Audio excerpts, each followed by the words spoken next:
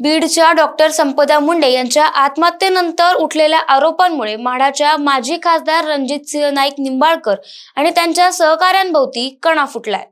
या प्रकरणात डॉक्टर संपदा मुंडे या मानसिकदृष्ट्या खचल्या होत्या, कारण रणजितसिंह नाईक निंबाळकर यांच्या सहकाऱ्यांनी फोनवर विचारलं होतं, तू बीडची असल्यामुळेच आरोपीला फिटनेस प्रमाणपत्र देत नाहीस का? या घटनांनी मोठा कलंक टाकला। याच वेळी नाईक निंबाळकर यांच्या वर्तुळाशी जोडलेल्या द कुटे ग्रुपच्या व्यवहारामुळे बीडमध्ये नवे राजनैतिक व व्यापारी प्रकरण उभे राहिले। कुटे ग्रुपने मोठ्या कष्टाने आर्थिक प्रगती केली होती, मात्र 2018 आणि 19 मध्ये स्वराज डेअरीच्या खरेदीला रणजितसिंह नाईक निंबाळकर यांच्या हस्तक्षेप या ग्रुपच्या आव्हानात बदल झाला। प्लांटची मालकी, पैसे देणे घेणे आणि राजकीय दबाव या सगळ्यामुळे कुटे ग्रुप कोसळण्यास सुरुवात झाली। या सखोल राजकारण आणि आर्थिक संघर्षामागील सत्य काय आहे जाणून घेऊया या व्हिडिओच्या माध्यमातून। नमस्कार, तुम्ही पाहत आहात सत्य पे सत्ता, म्हणजे थोडक्यात पण महत्त्वाचं। बीडच्या डॉक्टर संपदा मुंडे यांनी जेव्हा आपले जीवन संपवले तेव्हा त्यांनी हातावर लिहिलेले जबाब आणि शासनाला केलेल्या पत्रव्यवहारामुळे माढाचे माजी खासदार रणजितसिंह नाईक निंबाळकर यांच्या 2 सहकाऱ्यांभोवती प्रकरण फिरू लागले। या प्रकरणामुळे रणजितसिंह नाईक निंबाळकर यांच्यावर डॉक्टर संपदा मुंडे यांच्या कुटुंबाकडून जोरदार आरोप होत आहेत। विशेषतः त्यांच्या सहकाऱ्यांनी फोनवर डॉक्टर संपदा मुंडे यांना विचारले की तू बीडची असल्यामुळेच आरोपीला फिटनेस प्रमाणपत्र देत नाहीस का? या प्रश्नाने डॉक्टर संपदा मुंडेला मानसिकदृष्ट्या ठप्पर केल्याचे समजते। याच काळात रणजितसिंह नाईक निंबाळकर यांच्या अंगावर एक आणखी मोठा आरोप वाढतो, तो म्हणजे मराठवाड्याच्या प्रमुख द कुटे ग्रुपच्या आर्थिक व्यवहारात यांचा मोठा वाटा असल्याचा।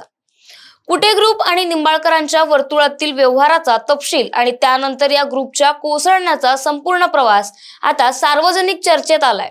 कुटे ग्रुपच्या स्थापनेपासूनच आर्थिक विकासाचा वेग वाढत होता। या ग्रुपच्या आर्थिक बळकटीसाठी अर्चना आणि सुरेश कुटे या दाम्पत्याने अत्यंत कष्ट केले। ठेवीदारांच्या जवळपास 4500 कोटी रुपयांच्या जमा ठेवींमुळे ज्ञानराधा या संस्थेची ताकद वाढली।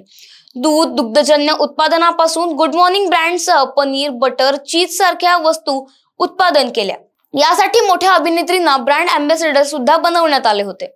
2018-19 मध्ये माढाचे तत्कालीन खासदार रणजितसिंह नाईक निंबाळकर यांनी स्वराज डेअरी हा फलटण व तिसगाव येथील प्रकल्प कुटे ग्रुपला विकण्याची इच्छा दर्शवली। जवळपास 1000 कोटी रुपयात या व्यवहाराचा समारोप झाला। मात्र प्लांट विकत घेतल्यानंतर देणेदारांनी पैसे मागायला सुरुवात केली, तेव्हा नाईक निंबाळकर यांनी स्पष्ट घोषणा केली की माझा आणि तुमच्या पैशांचा संबंध नाही, पैसे कुटे ग्रुप कडून मागा। त्यामुळे देणेदारांनी फलटणच्या प्लांट मध्ये मुक्काम केला। स्वराज डेअरीच्या नावाला कुटे ग्रुप डेअरी हा टॅग दिला गेला आणि तिथून उत्पादन देखील सुरू केली गेली। दूध संकलन सकाळी सुमारे 400 ते 450 हजार लिटर इतक्या संख्येत होते, पण उद्योग वृद्धिगत होऊन आता दररोज 4 ते 5 लाख लिटर दूध संकलन होत आहे।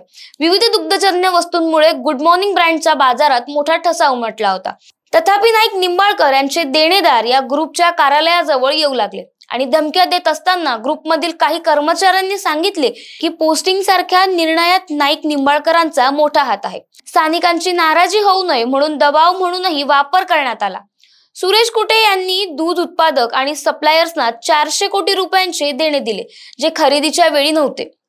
हे देणे देण्याचा संपूर्ण भार डेअरीच्या 1400 कोटी रुपयांपर्यंत पोहोचवण्याचे कारण ठरले। त्यानंतर नाईक निंबाळकरांनी आपले राजकीय वजन वापरून प्लांट 1.5 ते 2 वर्ष सुरू होऊ दिला नाही। विविध अडथळे आणून ग्रुपला प्लांट विकायचा निर्णय घ्यावा लागला। प्लांटची खरेदी 1000 कोटी रुपयात झाली असताना नाईक निंबाळकरांनी त्यासाठी 400 कोटींची ऑफर दिली, पण विक्री झाली नाही। अखेर प्लांट आर्थिक तोट्यात गेला आणि ज्ञानराधा संस्थेवर भार पडला। 2022 पासून ठेवीदारांना पैसे मिळण्यात अडचणी येऊ लागल्या। IT विभागाने ग्रुपवर छापा टाकला आणि ठेवी थांबवल्या गेल्या। सुमारे 400 कोटी रुपये ठेवीदारांच्या पैशात अडकले। अर्चना आणि सुरेश कुटे दोघेही या प्रकरणात अडचणीत सापडले असून सुरेश 2 वर्षापासून तर अर्चना 1.5 महिन्यांपासून बीडच्या जेलमध्ये आहेत। यामुळे ठेवीदारांना आपले पैसे मिळणे कठीण झाले। संसदेत प्रश्न विचारल्यावर शासनाने सांगितले की ज्ञानराधाच्या मालमत्तेची लवकरच जप्ती करून ठेवीदारांना पैसे दिले जातील।